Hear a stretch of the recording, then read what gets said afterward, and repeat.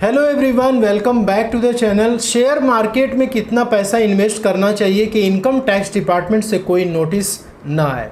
Share market में यदि आप पैसे को इन्वेस्टमेंट करते हैं या फिर करना चाहते हैं तो कई तरीका है मार्केट में पैसे को इन्वेस्ट करने का, पैसा लगाने का। तो शेयर मार्केट की यदि हम बात करें तो लोग जनरली इसमें इंट्राडे ट्रेडिंग करते हैं, फ्यूचर एंड ऑप्शंस की ट्रेडिंग करते हैं, या फिर आप लॉन्ग टर्म के लिए इन्वेस्टमेंट करते हैं। तो इसके अलावा यदि आप म्यूचुअल फंड में भी इन्वेस्टमेंट करते हैं तो इसके बाद यदि किसी कंपनी के बॉन्ड्स को, डिबेंचर्स को यदि आप बाई करते हैं, उसमें पैसे को इन्वेस्टमेंट करते हैं। इसके अलावा यदि आप किसी कंपनी के शेयर्स को अपने डीमेट अकाउंट में आपने होल्ड किया हुआ है और वो कंपनी अपने ही शेयर्स को बाई बैक आपसे करती है, तो यहाँ पे ये जो सारे काम आप कर रहे हैं, जो पैसे को आप इन्वेस्टमेंट कर रहे हैं, यहाँ पे क्वेश्चन ये आता है कि क्या इनकम टैक्स लॉ में कोई लिमिट बताई गई है जिस लिमिट को यदि आप क्रॉस करते हैं आपको इनकम टैक्स डिपार्टमेंट नोटिस भेज सकता है क्या। इसके बारे में सारी बातों को डिस्कस करने वाले हैं दोस्तों। वीडियो बहुत ही इन्फॉर्मेटिव होने वाली है, इसलिए वीडियो को कृपया अंत तक वॉच करिएगा। और यदि आप चैनल पर नए हैं तो प्लीज़ सब्सक्राइब जरूर कर लीजिएगा और बेल आइकन को प्रेस कर लीजिएगा, जिससे कि आपको कोई भी ऐसी इन्फॉर्मेटिव वीडियो मैं चैनल पर डालूँ तो आपसे मिस ना हो सके। तो शेयर मार्केट का इन्वेस्टमेंट हो, म्यूचुअल फंड हो, बॉन्ड्स हो, डिवेंचर्स हो, बाई बैक हो, कोई भी इसमें से आप ट्रांजैक्शंस करते हैं तो इनकम टैक्स लॉ में एक सेक्शन बना हुआ है, section 285BA of income tax act. इसके अनुसार ये जो भी ट्रांजैक्शंस आपके हैं ये हाई वैल्यू ट्रांजैक्शंस माने जाते हैं, यानी कि इसको SFT भी कहते हैं, स्पेसिफाइड फाइनेंशियल ट्रांजैक्शंस। तो ये जो ट्रांजैक्शंस हैं इसमें एक लिमिट बताई गई कि यदि वो लिमिट क्रॉस करती है तो आपको इनकम टैक्स डिपार्टमेंट नोटिस जारी करके आपसे पूछ सकता है कि भाई इस पैसे का आप डिटेल्स दीजिए, उसका एक्सप्लेनेशन आप दीजिए। तो यहाँ पे यदि हम शेयर मार्केट की यदि हम बात करें, यदि आप किसी भी लिस्टेड कंपनी के शेयर्स को स्टॉक एक्सचेंज से आप बाई करते हैं, किस लिए कि आप इंट्राडे ट्रेडिंग कर सकें, फ्यूचर एंड ऑप्शंस कर सकें, या फिर उस कंपनी के शेयर्स में आप लॉन्ग टर्म के लिए इन्वेस्टमेंट आप करना चाहते हैं। यदि आपने एक फाइनेंशियल ईयर में, जो कि 1 अप्रैल से लेकर 31 मार्च तक चलता है, यदि इस बीच में आप किसी भी कंपनी के शेयर्स में टोटल मिला करके 10 लाख के बराबर या फिर उससे ज़्यादा का यदि आपने ट्रांजेक्शन किया हुआ है तो वो ट्रांजेक्शन आपकी हाई वैल्यू ट्रांजेक्शन्स मानी जाती है। और इनकम टैक्स एक्ट का जो सेक्शन 285BA है उसके अनुसार ये ट्रांजैक्शन आपकी हाई वैल्यू ट्रांजैक्शन मानी जाती है और इसे रिपोर्ट करना पड़ता है। यहीं पे म्यूचुअल फंड की यदि हम बात करें, यदि आप म्यूचुअल फंड में पैसे को इन्वेस्टमेंट करते हैं और आपने एक फाइनेंशियल ईयर में 1 अप्रैल से लेकर 31 मार्च के बीच में यदि आप 10 लाख या फिर उससे ज़्यादा के यदि आपने म्यूचुअल फंड्स को बाई करी हुई है तो ऐसे केस में भी आपका ये ट्रांजैक्शंस रिपोर्ट होता है। बॉन्ड्स और डिबेंचर्स की बात करें, बाई बैक की यदि बात करें तो इस केस में भी यदि आप 10 लाख के बराबर या उससे ज़्यादा के यदि आपने बाई किया हुआ है तो ये सारे जो ट्रांजैक्शंस होंगे ये आपके रिपोर्ट होंगे। इसका मतलब कि शेयर मार्केट में, म्यूचुअल फंड में इन्वेस्टमेंट करना ही छोड़ दें, क्योंकि यहाँ पे गवर्नमेंट ने लिमिट लगा दी है 10 लाख रुपए उससे ज़्यादा की। तो पैसे को इन्वेस्टमेंट करने के लिए यहाँ पे कोई भी रेस्ट्रिक्शंस नहीं है। आप 10 लाख के ऊपर चाहे जितना मन करे उतना आप इन्वेस्टमेंट कर सकते हैं, इंट्राडे कर सकते हैं, फ्यूचर एंड ऑप्शंस कर सकते हैं, म्यूचुअल फंड में इन्वेस्टमेंट कर सकते हैं। लेकिन यहाँ पर यह है कि यदि ये लिमिट क्रॉस होती है तो आपकी ये ट्रांजेक्शन्स इनकम टैक्स डिपार्टमेंट को रिपोर्ट कर दी जाती हैं। दोस्तों, हमारे इंडिया में अभी एक नया जो है, नया क्या बोलूँगा, पिछले 2 साल से अभी एक नया कॉन्सेप्ट आया है कि आपका जो भी ट्रांजैक्शंस होता है आपके पैन कार्ड के अगेंस्ट में, चाहे वो ट्रांजैक्शंस आपके प्रॉपर्टी परचेस का हो, या फिर आपने क्रेडिट कार्ड का पेमेंट करा हो, या फिर आपने बैंक में पैसे को डिपॉजिट करा हो, या फिर आपने बैंक में FD करा रखी है, इसके अलावा भी काफ़ी सारे ट्रांजैक्शन हैं जो कि आपके पैन के अगेंस्ट में गवर्नमेंट को रिपोर्ट किए जाते हैं। अब ये जो ट्रांजैक्शंस होते हैं ये आपके AIS और TIS में क्या होते हैं, दिखते हैं, यानी एनुअल इंफॉर्मेशन स्टेटमेंट और टैक्स पेयर इंफॉर्मेशन स्टेटमेंट, ये सारे ट्रांजैक्शंस यहाँ पे जाकर के अपडेट हो जाते हैं। इसके अलावा जो हाई वैल्यू ट्रांजैक्शंस की जो मैं बात कर रहा हूँ, जैसे आपने देखा शेयर मार्केट हो गया, म्यूचुअल फंड हो गया, बॉन्ड्स हो गया, डिवेंचर्स हो गया, ये सारे हाई वैल्यू जो ट्रांजैक्शंस हैं ये भी आपके AIS और TIS में आपके पैन के अगेंस्ट में रिपोर्ट किए जाते हैं। तो ये जितने भी ट्रांजैक्शंस हमारे पैन के अगेंस्ट में रिपोर्ट किए जा रहे हैं इसको रिपोर्ट करने वाली एजेंसी कौन सी है। जैसे कि अभी हम लोग बात कर रहे हैं म्यूचुअल फंड इन्वेस्टमेंट की, शेयर मार्केट की, बॉन्ड्स, डिबेंचर्स या बाई बैक की, तो कौन एजेंसी है जो कि हमारे ट्रांजेक्शन्स को हमारे पैन के अगेंस्ट में रिपोर्ट करती है। तो यहाँ पे यदि हम बात करें वन बाय वन करके, सबसे पहले तो शेयर मार्केट की हम बात करते हैं।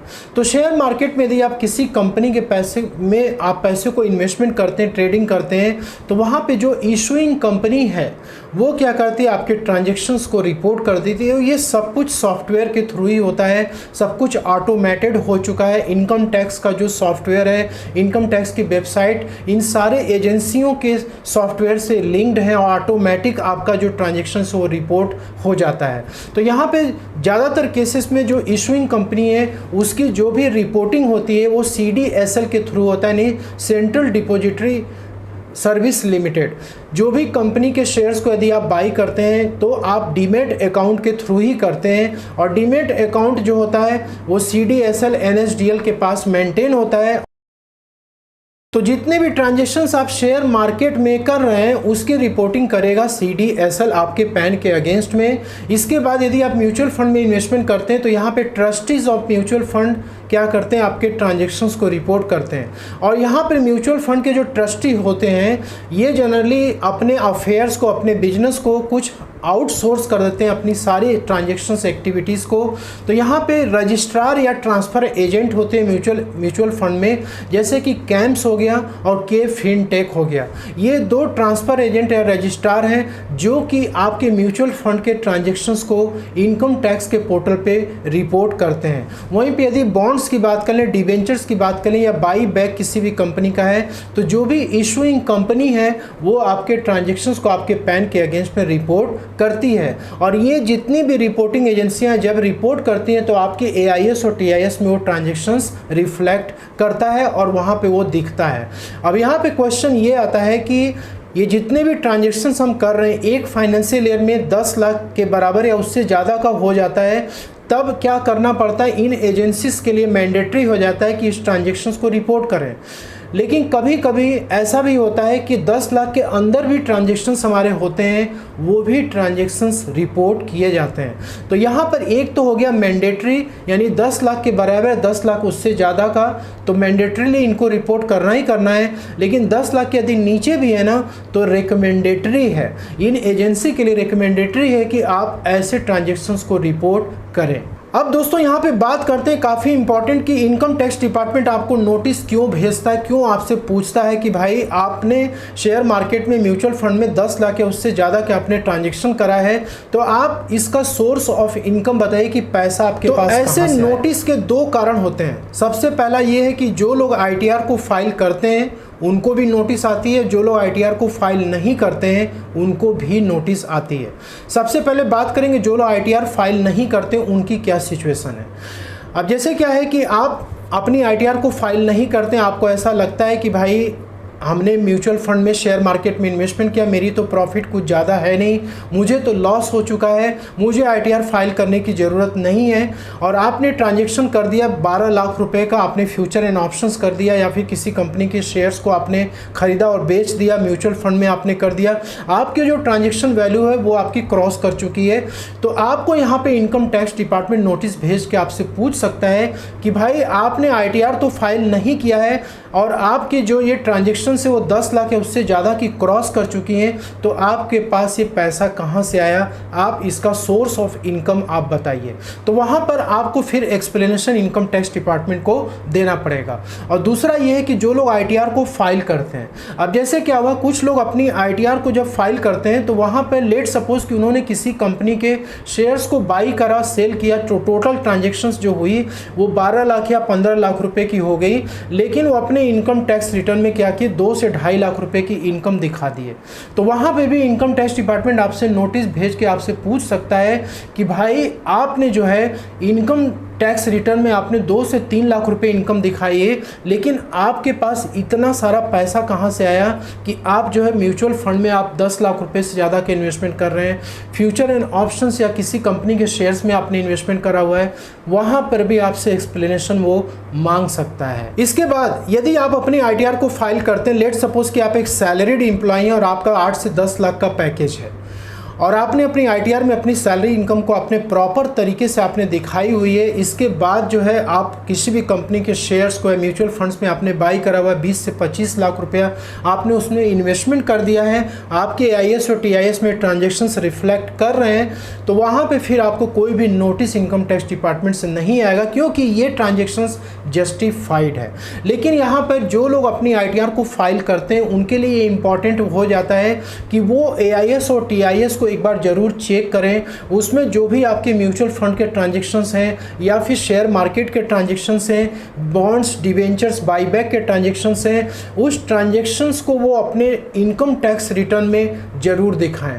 अब ऐसे ट्रांजेक्शन्स जब होते हैं, यदि आप परचेस करते हैं म्यूचुअल फंड को तो फिर उसमें कोई दिक्कत वाली बात नहीं, लेकिन यदि आप सेल करते हैं तो फिर आपको कैपिटल गेन वहाँ पे दिखाना पड़ता है। यदि आप शेयर मार्केट में ट्रेडिंग किए तो आपको बिजनेस इनकम हुआ तो बिजनेस में आपको दिखाना पड़ता है। यदि आपने शेयर मार्केट में इन्वेस्टमेंट करा है, उसको आपने सेल आउट कर दिया तो आपको कैपिटल गेन की इनकम दिखानी पड़ती है। तो आपको ये जो ट्रांजेक्शन्स हैं उस पर जो कैपिटल गेन हो रहा है, इनकम हो रहा है, ये आपको अपने आईटीआर में लेनी है। बहुत सारे लोग गलती क्या करते हैं, आईटीआर फाइल करते समय अपनी सैलरी की इनकम, अदर सोर्सेज की इनकम लेते हैं और AIS TIS में जो म्यूचुअल फंड है, शेयर मार्केट की इनकम होती है दोस्तों, उसको वो अवॉइड कर देते हैं, छोड़ देते हैं, नहीं लेते हैं। इसमें भी उनको इनकम टैक्स डिपार्टमेंट से नोटिस आता है। अब यहाँ पे काफ़ी सारे लोग ये कहेंगे कि सर जो शेयर मार्केट में पैसा इन्वेस्ट करते हैं या म्यूचुअल फंड में इन्वेस्टमेंट करते हैं, ये पैसा हमारा नहीं होता है। आपने किसी दोस्त मित्र या रिश्तेदार से आपने पैसे लिए हैं और अपने अकाउंट में आपने डाल दिया, फिर आपने उसको ट्रेडिंग अकाउंट में डाल करके आप पैसे को इन्वेस्टमेंट कर रहे हैं, ब्रोकर्स के थ्रू आप इन्वेस्टमेंट कर रहे हैं। तो ऐसे केस में आपको अपने फ्रेंड, रिलेटिव या जिससे भी आपने पैसे ले रखे हैं, वो आप उनका पैन कार्ड, आधार कार्ड रखें और बैंक के थ्रू आप पैसे को ट्रांसफ़र कराएं। यदि आप कैश के थ्रू ट्रांसफ़र कराएंगे तो फिर उसका कोई प्रूफ नहीं रहेगा। दूसरा ये होता है कि बैंकिंग चैनल के थ्रू भी लोग पैसे को ऐड करते हैं, जैसे कि आप बैंक में जो है लोन वगैरह आप लेते हैं, तो लोन ले करके लोग पैसा शेयर मार्केट में, म्यूचुअल फंड्स में लगा देते हैं, तो उसका भी आपके पास प्रूफ होना चाहिए। जहाँ से भी आप पैसा जो है ले रहे हैं उसका सोर्स ऑफ इनकम आपको बताना पड़ेगा, उसका प्रूफ आपके पास रखना पड़ेगा। लोग क्या करते हैं कि अपनी आईटीआर को लोग सस्ते दामों में फाइल कराते हैं, 500-1000 रुपये में फाइल करा देते हैं। उनको कुछ जानकारी नहीं होती है कि इनके पैन के अगेंस्ट में इनकम टैक्स पोर्टल पे ये ट्रांजेक्शन्स रिपोर्ट किए गए हैं और वहाँ पे क्या होता है कि ये ट्रांजेक्शन्स आपके आईटीआर में रिफ्लेक्ट नहीं कर पाते हैं।